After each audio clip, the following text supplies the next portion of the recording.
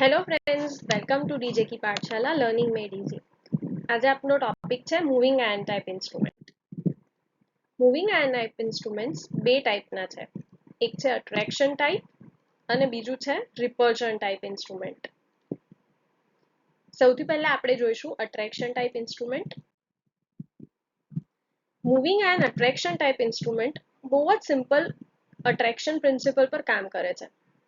Magnet જે હોય એની property છે કે કોઈ પણ આયન હશે તો એને અટ્રેક્ટ કરશે. તો અહીંયા એ જ પ્રિન્સિપલ યુઝ થાય છે.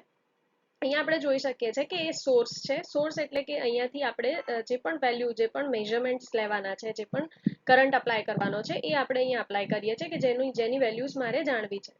એ વેલ્યુ અપ્લાય કર્યા પછી એ જાય છે એક કોઇલમાં. જેવું આપણે પીએમએમસીમાં અને આગળના વિડીયોઝમાં જોયેલું કે પીએમએમસીની અંદર એક આયનનો બાર છે ને એના પર એક કોઇલ વીંટાળેલી હોય છે.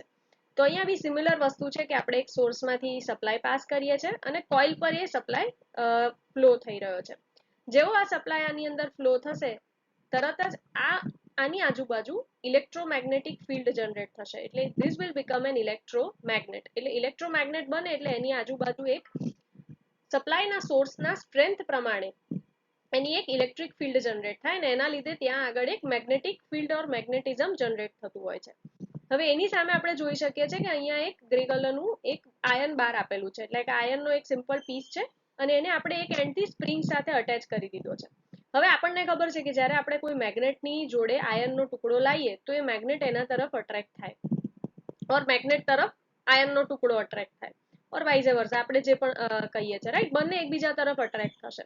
હવે અહીંયા શું છે કે અહીંયા ઓલરેડી આની એક મેગ્નેટિક ફિલ્ડ જનરેટ થઈ. હવે આ આયનનો ટુકડો છે ને એ આની સ્ટ્રેન્થ પ્રમાણે, આમાં જેટલી સ્ટ્રેન્થ હશે એટલા જ પ્રમાણે આને અટ્રેક્ટ કરવાનો ટ્રાય કરશે. એટલે આ આયનનો ટુકડો એની બાજુ ખેંચાશે.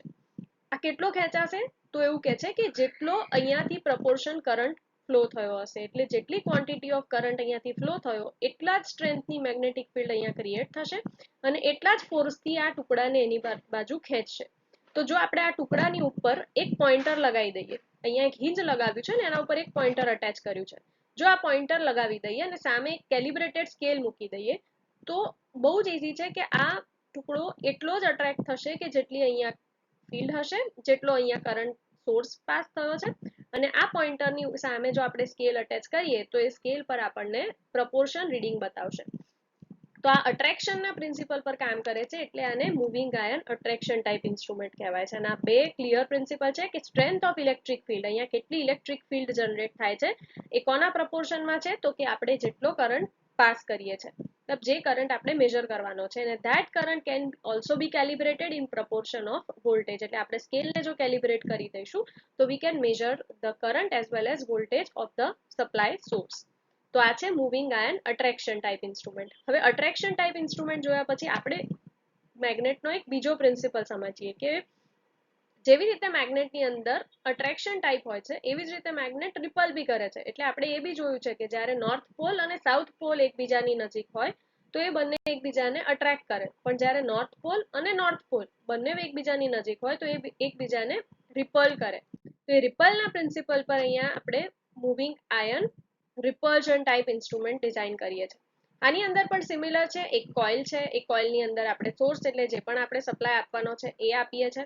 હવે અહીંયા એકની જગ્યાએ બે આયનના ટુકડા મૂક્યા છે. તો હવે શું થશે આની અંદર? જેવું પેલાની અંદર નોર્થ પોલ અને સાઉથ પોલ બનતું હતું એવી જ રીતે આની અંદર પણ આપણે નોર્થ અને સાઉથ પોલ ક્રિએટ કરીશું. એટલે જેવો અહીંયાથી સપ્લાય આવશે, એની ક્વોન્ટિટી હશે, એની સ્ટ્રેન્થ હશે, એના જ પ્રમાણે અહીંયા એક નોર્થ પોલ ક્રિએટ થશે અને અહીંયા એક સાઉથ પોલ ક્રિએટ થશે.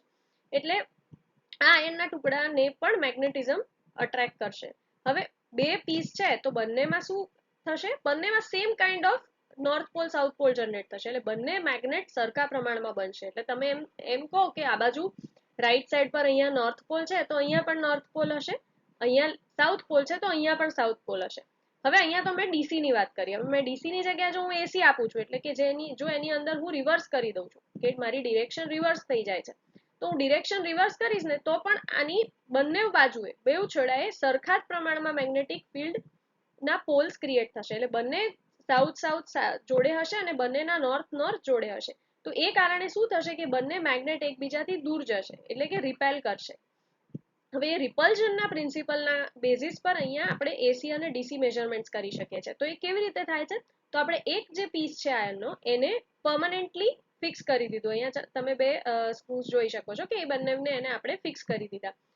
બીજો જે આયનનો ટુકડો છે એના એક એન્ડને આપણે ફિક્સ કર્યું અને બીજો એન્ડ જે છે એને મૂવેબલ રાખ્યો અને ત્યાં આગળ આપણે અટેચ કરી દીધું પોઈન્ટર. પોઈન્ટરની સામે જોઈ શકાય છે કે અહીંયા એક સ્કેલ અટેચ કરેલી છે.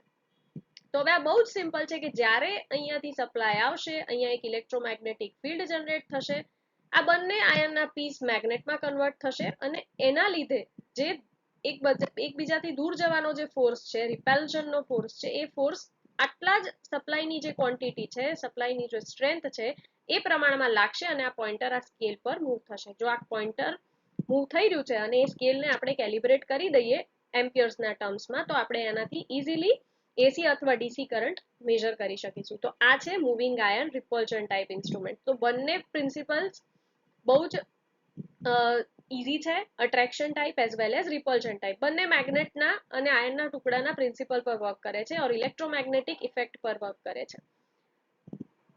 So simple. Learn today, lead tomorrow. See you in the next video.